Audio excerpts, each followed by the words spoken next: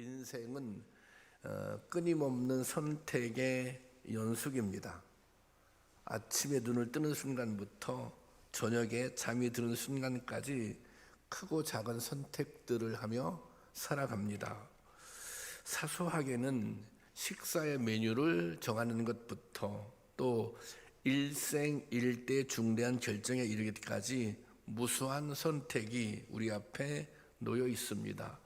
저는 지금도 중국집에 가면 짜장면을 먹을 것인가 짬뽕을 먹을 것인가 갈등을 합니다. 그래서 드디어 해법을 찾았는데 저는 짜장면을 시키고 집사람은 짬뽕을 시켜서 사이좋게 나누어 먹는 것입니다.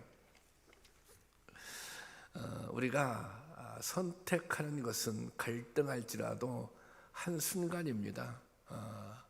우리가 한순간 선택하지만 선택에 따라 인생의 결과는 크게 달라진다는 것입니다. 그러므로 이 선택이 참 중요합니다.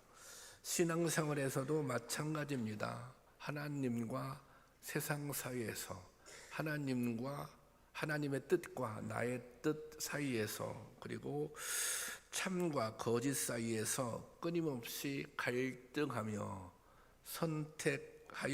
선택하며 살아갑니다.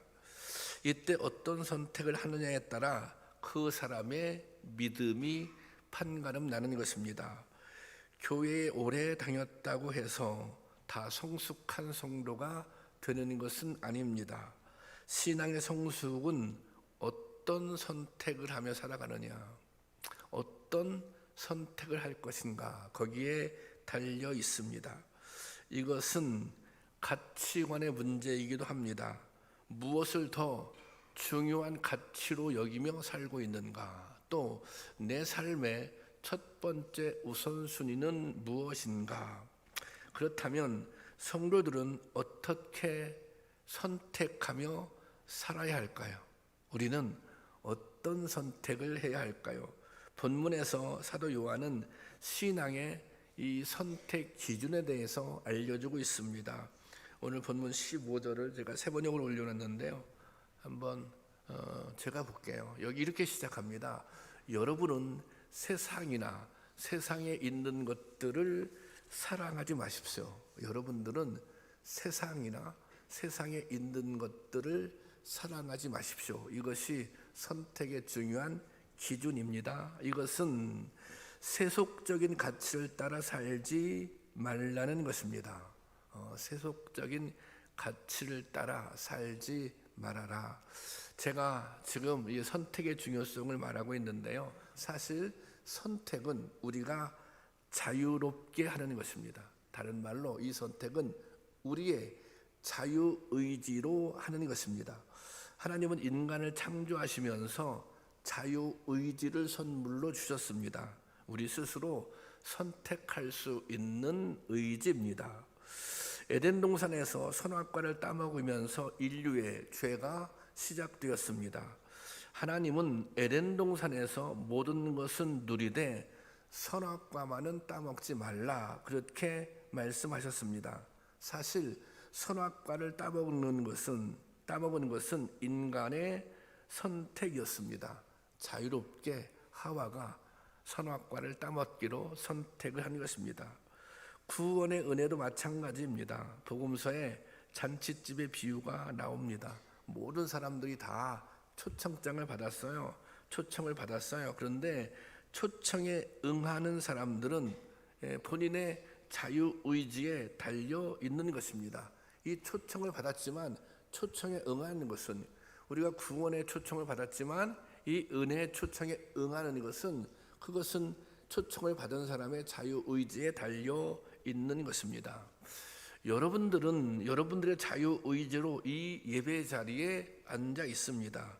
그 누구도 여러분들을 이 자리에 앉도록 강제할 수는 없습니다. 저는 그것을 강제할 수만 있다면, 제가 여러분들을 예배 자리에 다 앉을 수 있도록 강제할 수만 있다면 그렇게 강제하고 싶습니다. 그런데 그것은 불가능한 일입니다. 하나님은 인간이 스스로 의지와 선택에 따라 당신을 찬양하고 예배하기를 원하십니다. 하나님께서 우리에게 주신 자유의지에 따라 주님을 찬양하고 주님을 경외하고 주님을 예배하기를 원하십니다. 그러나 자유의지로 선택하지만 책임은 자신이 지는 것입니다. 그게 맞지 않습니까? 내가 자유의지로 선택했으니 그 선택의 결과, 그 선택의 책임에 대해서는 자신이 져야 마땅한 것입니다. 그러므로 인간은 끊임없이 선택하고 그 선택을 책임지며 살아갑니다. 여러분들이 과거에 어떤 선택을 했잖아요. 그런데 야, 그때 내가 선택을 잘못했어. 난 그때 선택을 후회해. 그러면 그것은 뭐예요? 이 선택에 대한 결과의 책임이 자신에게 있기 때문입니다. 본문에서 요한이 말씀한 것처럼 세상을 사랑할 것인가, 하나님을 사랑할 것인가, 이것을 선택하는 것도 우리 자신에게 맡겨져 있는 것입니다. 여기서 이 선택에 따라 우리의 인생이 결정됩니다. 미래가 결정됩니다. 요한은 반드시 선택을 하는 데 있어서 영생에 이르는 길을 선택하라고 간곡하게 권면하고 있습니다. 여러분, 우리가 선택을 하는데 우리의 선택이 믿음의 길로 그리고 영생에 이르는 길로 그런 선택을 할 수 있기를 주님의 이름으로 축원합니다. 우리가 어떤 선택을 할 때는 그 사람이 가지고 있는 모든 정보, 지식, 가치관들이 작용합니다. 나름대로 이런 정보, 데이터, 그리고 또 삶의 가치관, 이런 것들이 선택에 영향을 끼칩니다. 무엇을 중요하게 여기는지, 무엇을 좋아하는지, 그것이 선택의 기준입니다. 대부분의 사람들은 어렵고 힘든 것보다는 편하고 쉬운 것을 좋아합니다. 그리고 미래의 결과보다 현재의 즐거움, 눈에 보이는 즐거움, 당장 와닿는 즐거움, 이것을 중요하게 생각합니다. 이것을 사도 요한은 육신의 정욕, 안목의 정욕, 이생의 자랑이라고 규정하고 있습니다. 우리가 쉬운 것을 선택하는 것, 당장 편안한 것을 선택하는 것, 당장 좋은 것을 선택하는 것, 그것이 육신의 정욕, 안목의 정욕, 이생의 자랑이라고 규정하고 있습니다. 오늘 본문 16절 말씀 세 번역으로 올려놨는데요. 다 같이 한번 볼까요? 시작. 세상에 있는 모든 것, 곧 육신의 욕망과 세상 사람에 대한 자랑은 모두 하늘 아버지께로 온 것이 아니라 세상에서 온 것이기 때문입니다. 여기 보세요. 육체의 욕망, 또 눈의 욕망, 세상 살림에 대한 자랑이라는 것입니다. 이것은 사단이 우리를 미혹하고 범죄할 때 사용하는 도구입니다. 사단은 에덴 동산에서 선악과로 하와를 유혹합니다. 창세기 3장 6절 말씀이죠. 함께 보겠습니다. 시작. 여자가 그 나무를 본즉 먹음직도 하고 보암직도 하고 지혜롭게 할 만큼 탐스럽기도 한 나무인지라. 여자가 그 열매를 따먹고 자기와 함께 있는 남편에게도 주매 그도 먹은지라. 이 말씀을 보면 먹음직하다, 그것은 육신의 정욕입니다. 보암직하다, 그것은 안목의 정욕입니다. 하나님처럼 되고 싶어서 이 열매를 먹게 되는데 하나님처럼 되고자 하는 것은 이생의 자랑입니다.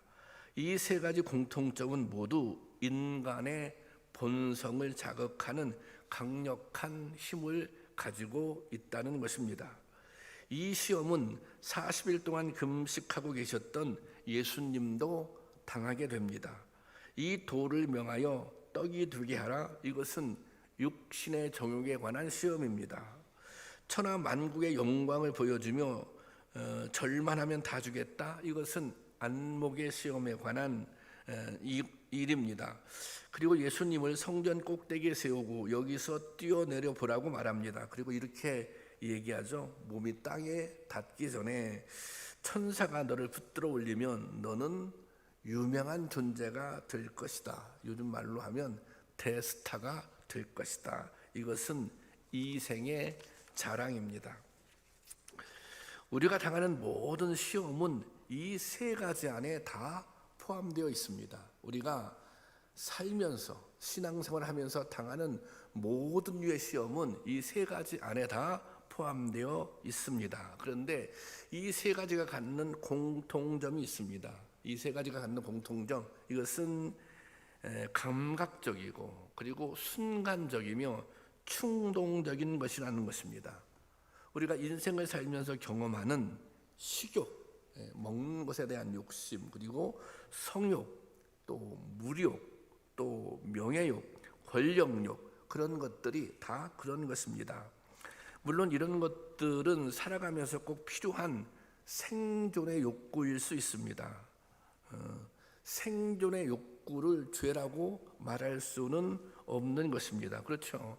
아니, 부득이 내가 생존하기 위해서, 생명을 유지하기 위해서 필요한 욕구들이 있어요. 그 욕구를 죄라고 말할 수는 없는 것입니다.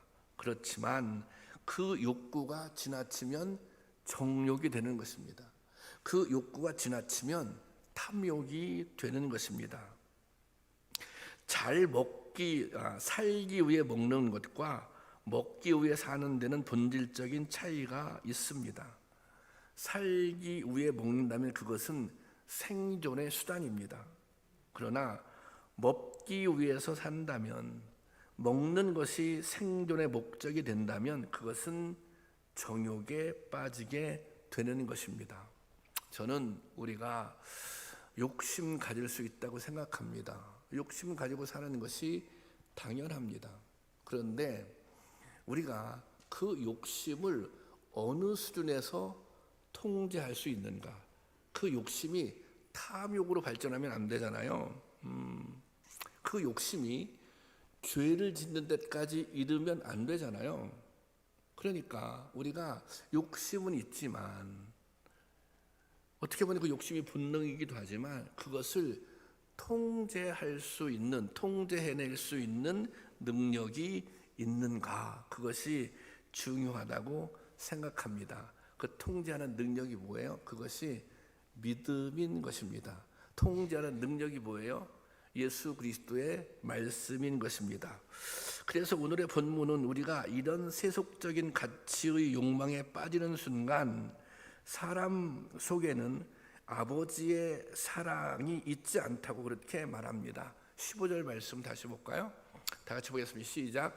여러분은 세상이나 세상에 있는 것들을 사랑하지 마십시오. 누가 세상을 사랑하면 그 사람 속에 하늘 아버지에 대한 사랑이 없습니다.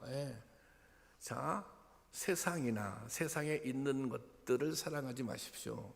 누가 세상을 사랑하면 그 사람 속에는 하늘 아버지에 대한 사랑이 없는 것이다. 그렇게 말하고 있습니다. 그러니까 세상을 사랑하는 것과 하나님을 사랑하는 것은 같이 갈 수 없는 것입니다. 우리가 욕망에 현혹되기 시작하면 신앙적인 가치관이 모호해지고 잘못된 선택을 하게 됩니다. 다시 말하자면 하나님보다 세상의 것들을 더 중요하게 생각하게 되는 것입니다. 그러니까 식욕, 또 무슨 물욕, 명예욕, 이런 것들을 충족시키는 것, 이런 욕망을 충족시키는 것을 행복이라고 생각합니다. 하나님보다 세상 것을 더 좋아하게 되면 내 욕망을 채우는 것, 내 욕망이 채워지는 것을 뭐라고 생각해요? 행복이라고 생각합니다. 그런데 그런 생각이 드는 순간 사실은 우리가 구원이 없는 삶을 살게 되는 것입니다. 그리고 이 욕망들의 공통점이 또 하나 있는데요. 그것은 지나간다는 것입니다. 다른 말로 영원하지 않다는 것입니다.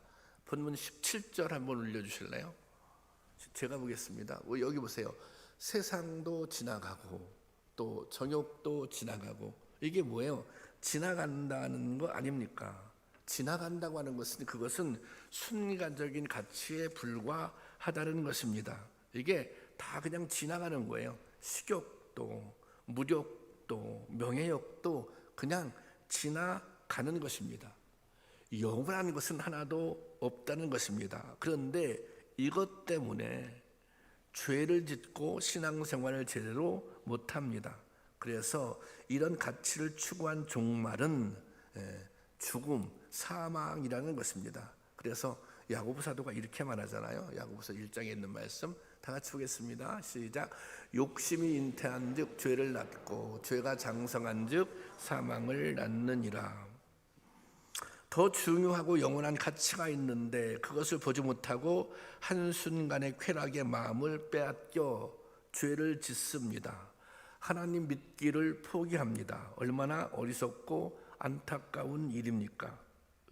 모든 선택의 순간에는 반드시 기억해야 할 것, 모든 선택의 순간에 반드시 기억해야 할 것은 그 선택에는 결과가 따라온다는 사실입니다.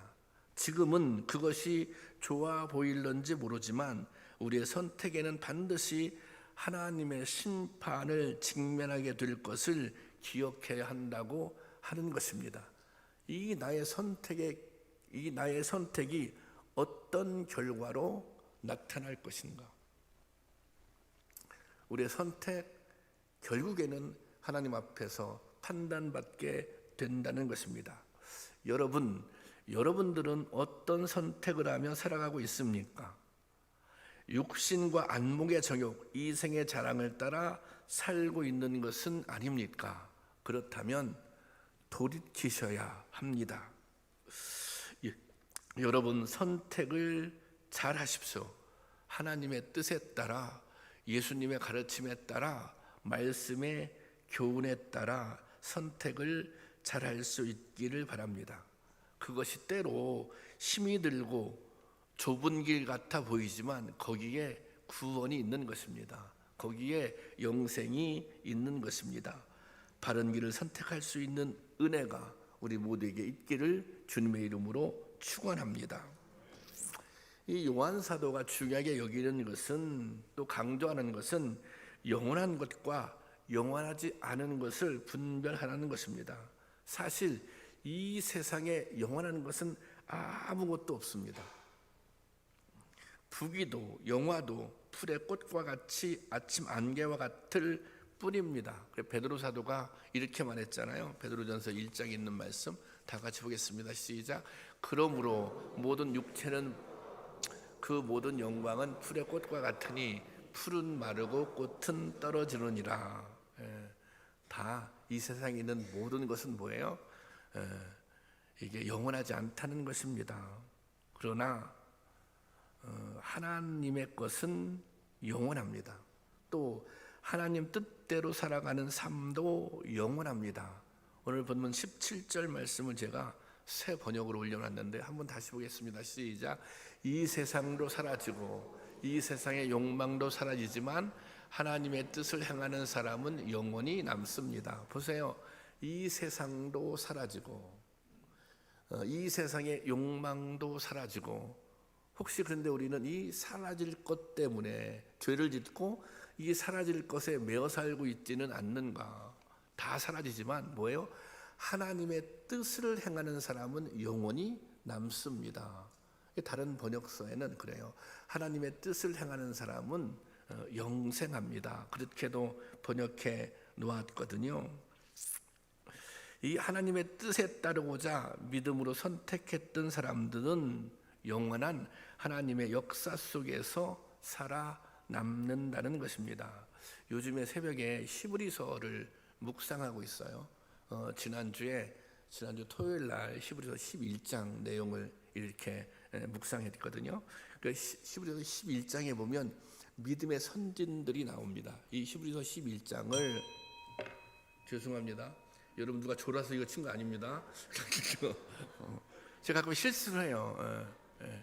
졸아서 친 거 아니에요? 오해하지 마세요. 그리고 사실 제가 이게 눈이 많이 나빠서 잘 안 보여요. 여러분이 막 사실은 제가 한눈에 들어옵니다 이렇게 하는데 잘 안 보여요. 그리고 목회를 좀 오래 하면 하나님께서 그런 은혜를 주세요. 안 보이는 은혜. 예, 눈도 나쁜데 하나님께서 그런 은혜를 주셔가지고 예, 잘 안 보여요, 여러분. 예, 잘 안 보여요. 또 실수했네. 손수건을 여기서 놓지 말아야지. 그 10에서 11장에 이제 믿음의 선진들이 나오잖아요. 근데 믿음의 선진들을 소개하면서 그 이름 앞에 이제 수식어가 붙는데 그것은 믿음으로라는 수식어입니다. 믿음으로 아브라함은, 믿음으로 이삭은, 믿음으로 요셉은, 믿음으로 모세는, 믿음으로 기생 라합은. 이 말이 무슨 뜻입니까? 그들은 어떤 중요한 순간에 믿음으로 선택을 했다는 것입니다. 히브리서 11장 8절 한번 볼까요? 다 같이 보겠습니다. 시작. 믿음으로 받았을 때 순종하며 장래의 유업으로 받을 땅에 나아갈새 갈 바를 알지 못하고 나갔으며 그랬습니다. 자, 하나님께서 아브라함을 부르셨어요. 그 부르심에 순종해서 본토 친척 아비집을 떠납니다. 당시에 본토 친척 아비집을 떠난다고 하는 것은 목숨을 건 모험입니다. 이미 아브라함은 그곳에서 잘 살고 있었어요. 근데 떠나는 거예요. 근데 떠나는 것도 대단하지만 여기 그 말씀을 보면 갈 바를 알지 못하고 나갔으며 그랬습니다. 이것은 어디로 가야 할지를 몰랐다는 거예요. 아니 안정된 삶의 터전도 떠나는데 어디로 가야 할지도 모르고 떠나고 있는 것입니다. 이건 뭐예요? 지금 무모한 선택을 하고 있는 것입니다. 왜 이런 무모한 선택을 합니까? 믿음으로 선택한 거예요. 자, 모세 얘기 한번 더 볼까요? 모세. 자, 보시겠어요? 자, 제가 볼게요. 믿음으로 모세는 장성하여 바로의 공주 아들이라 칭함받기를 거절하고, 여기 보세요. 모세는 바로 공주의 아들로 자라났잖아요. 그러면 왕자죠, 왕자. 그러니까 모든 것을 누릴 수 있는 자리예요. 그런데 그것을 어떻게 했다고요? 거절했다는 것입니다. 뭐 때문에 거절했어요? 믿음으로. 그 다음 보세요. 그 다음 절. 도리어 하나님 백성과 함께 고난받기를, 자 이제 고난받는 길을 선택하는 거예요. 그런데 그 뒤에 잠시 죄악의 낙을 누리는 것보다 더 좋아하고, 지금 애굽에서 왕자로 산다고 하는 것은 그것은 죄악이라고 모세는 생각한 거예요. 그래서 모세가 왕자의 자리를 거절했어요. 그리고 고난의 길을 선택해요. 사실 이것은 이해하기 어려운 선택입니다. 그런데 왜 그런 이해하기 어려운 선택을 하나요? 왜 그렇게 무모한 선택을 하나요? 그 답은, 그 선택의 기준은 어디에 있어요? 믿음으로 있습니다. 믿음으로. 네. 믿음으로 그런 선택을 한 것입니다. 그들은, 이 믿음의 선진들은 영원하신 하나님을 믿었기 때문에 그런 선택을 할 수 있었던 거예요. 그들은 하나님의 약속, 영원하신 하나님의 약속을 믿었기 때문에 그런 이해하기 어려운 선택, 무모한 선택을 할 수 있었던 것입니다. 그런데 자 보세요. 무모한 선택을 했어요. 이해하기 어려운 선택을 했어요. 선택을 하면 그 다음에 뭐가 있어요? 결과가 있잖아요. 결과. 그 결과가 어떻게 나타났어요? 이스라엘 백성들이 구원을 얻지 않습니까? 그 결과 이스라엘 백성들이, 아브라함 후손들이 복을 받지 않습니까? 처음에 그 선택이 정말 어처구니가 없는 선택 같지만, 무모한 선택 같지만, 그 선택은 믿음의 선택이었고, 그 선택의 결과 하나님의 약속의 성취로, 때로는 축복으로, 때로는 응답으로 그 결과가 나타났다고 하는 것입니다. 사실 믿음의 선택은 우리에게 때로 도전으로 다가옵니다. 왜냐하면 믿음의 선택이라고 하는 것은 포기해야 할 것들이 있기 때문입니다. 또 그 선택이 우리가 어려움을 만날 수도 있기 때문입니다. 그 선택을 하기 위해선, 믿음의 선택을 하기 위해서는 뭔가 또 내가 내려놓아야 할 것이 있기 때문입니다. 이 터키의 성지 순례를 하다 보면 갑바도기아 지역에 지하도시 데른큐를 방문하게 됩니다. 이 대린 기후는 지하 우물 이런 뜻인데요. 가장 높은 곳은 가장 깊은 곳은 지하 한 60m 정도 된다 그래요. 그래서 이제 저곳에서 사람들이 살았던 거예요. 어떤 사람들이 살았느냐? 박해를 피해서 2만 명 이상의 성도들이 공동체를 이루어서 그곳에 살았다는 거예요. 이곳은 캄캄하잖아요. 이 캄캄한 곳에 살았기 때문에 이 지하에서 평균 수명이 40세가 넘지 않았다는 것입니다. 그냥 저곳에서 그냥 40년을 산 거예요. 저 컴컴한 곳에서, 저 답답한 곳에서. 그런데 저 사람들이 선택의 기회가 있었어요. 밖으로 나오면 되는 거예요. 밖으로 나와서 나는 이제 예수 안 믿기로 했다. 나는 더 이상 이제 예수님 그리스도라고 구세주로 고백하지 않는다. 그러면 그 말 한마디면 세상에 나와서 평안하게 살아갈 수 있었던 것입니다. 근데 그들은 그 지하에서 사는 선택을 한 거예요. 뭐로? 믿음으로 그런 선택을 한 것입니다. 왜? 예배의 자유, 신앙의 자유를 지키고자 그런 선택을 한 것입니다. 배교하면, 예수님을 부인하면, 밖으로 나가면 마음대로 살 수 있는데 그런 세상이었음에도 불구하고 그들은 지하 인생을 선택했던 것입니다. 그들이 그곳에서 지낼 수 있었던 것은 그곳에 하나님의 임재가 있었고 또 성도들의 진정한 사랑이 있었기 때문입니다. 그곳에 예배의 자유가 있었고 기도와 찬양과 감격이 있었기 때문입니다. 이것이 믿음이 갖는 힘입니다. 이것은 영원한 것을 사모하는 사람들의 삶의 모습입니다. 쾌락은 달콤하지만 그것은 잠시에 불과합니다.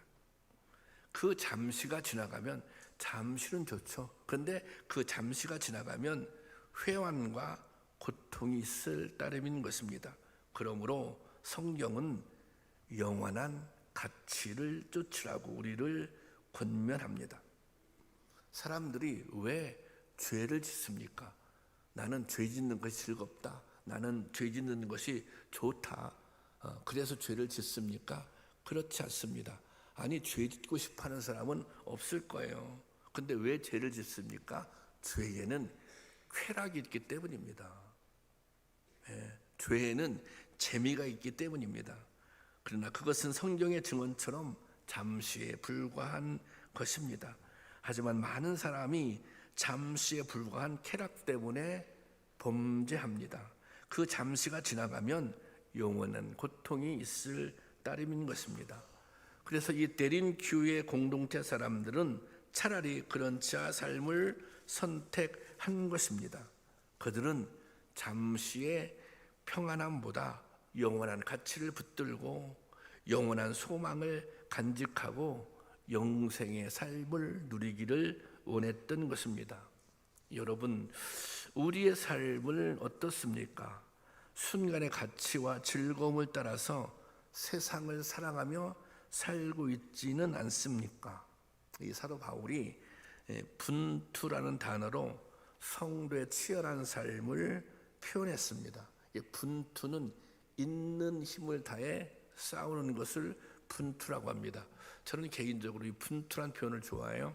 오늘 또 기도문에 그 분투라고 하는 단어가 들어갔는데, 바울이 빌립보서 1장 27절 공동번역인데요, 이렇게 기록하고 있어요. 이건 제가 그냥 보겠습니다. 여러분은 그리스도의 복음을 받은 사람다운 생활을 하십시오. 성도답게 살라 그 말이에요.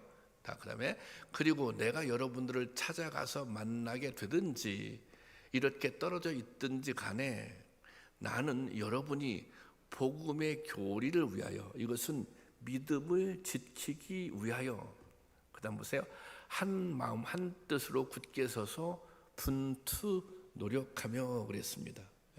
믿음을 지키기 위해서, 또 복음을 받은 사람으로서 성도답게 살기 위해서 뭐 해야 된다? 분투해야 된다. 분투 노력해야 한다. 있는 힘을 다해서 싸워 나가야 한다는 것입니다. 우리가 어떻게 하면 이 믿음의 길에서 승리할 수 있는 것입니까? 내 안에 있는 욕망과 분투해야 합니다. 욕망과 싸워서 이 욕망을 제어해야 하는 것입니다. 사단의 시험과도 분투해야 합니다. 세상의 유혹에 맞서 분투해야 하는 것입니다. 이 과정에서 수없이 좌절하고 실패할 수도 있습니다. 하지만 끝까지 포기하지 않고 매일매일 이 싸움을 싸우면서 나가야 하는 것입니다. 이 사도 바울이 이제 이런 고백을 해요. 자신이 복음을 받아들인 후에 이 마음속에 갈등이 있다는 거예요. 하나는 하나님의 법이고 하나는 죄의 법이라는 거예요. 그런데 바울이 내가 너무 곤고하다. 이 바울 같은 대사도가 그런 표현을 해요. 왜냐 때로 이게 이 싸움에서 죄의 법이 사망의 법이 자신을 짓누른다는 것입니다. 바울도 그런 순간을 경험했잖아요. 그러니까 우리도 이 싸움에서 때로 질 때가 있어요. 이 싸움에서 진다고 싸움을 포기해서는 안 된다는 거예요. 싸우다 보면 어떤 순간이 있어요. 이기는 순간이 있어요. 한 번 이기면 그 한 번이 두 번 되고 두 번 이기면 그 두 번이 세 번 되는 것입니다. 그렇게 해서 우리의 신앙이 그리스도의 장성한 분량까지 자라나는 것입니다. 그리고 이 싸움은 그저 나 혼자 싸우는 사람이 싸움이 아닙니다. 우리 안에 예수 그리스도가 계시잖아요. 이 싸움에서 이길 수 있도록 주님께서 힘도 주시고, 그래서 이 싸움의 영역이 단순히 나의 영역으로 끝나는 것이 아니라 이 싸움의 영역은 하나님의 영역이에요. 저는 이렇게 믿습니다. 우리가 싸우려고 마음만 먹으면 이길 수 있는 거예요. 사실은 아니 이 싸움은 이것이 시험이네, 이것이 정말 세상 유혹이네, 이것이 정말 사단이 나를 시험하고 있어, 이것이 시험이라고 판단돼서 내가 이 시험과 싸워서 이겨야 되겠다라고 마음을 먹으면 이기게 되어 있습니다. 왜? 이 싸움은 단순히 나에게 속한 싸움의 영역이 아니기 때문입니다. 그 순간 주님께서 함께 하시기 때문입니다. 우리가 때로 믿음이 연약해져서 지는 순간도 있어요. 그렇지만 내가 싸우려고 마음만 먹으면, 내가 믿음을 지키려고 마음만 먹으면 반드시 이 싸움에서 승리할 수 있는 것입니다. 여러분, 우리가 고민하셔야 돼요. 선택을. 잠시 쾌락을 쫓을 것인가, 영원한 가치를 소유할 것인가. 그런데 이 선택에는 타협이 없습니다. 이 선택에는 중간지대가 없습니다. 왜냐하면 세상과 하나님을 동시에 사랑할 수 없기 때문입니다. 그래서 신앙은 결단입니다. 신앙은 용기 있는 선택입니다. 우리가 욕망과 유혹, 시험과 맞서 싸우며 바른 길을 선택할 때, 용기 있는 믿음의 선택을 할 때 하나님 나라와 영생을 얻게 되는 것입니다. 그런 은혜가 임할 수 있기를 주님의 이름으로 축원합니다.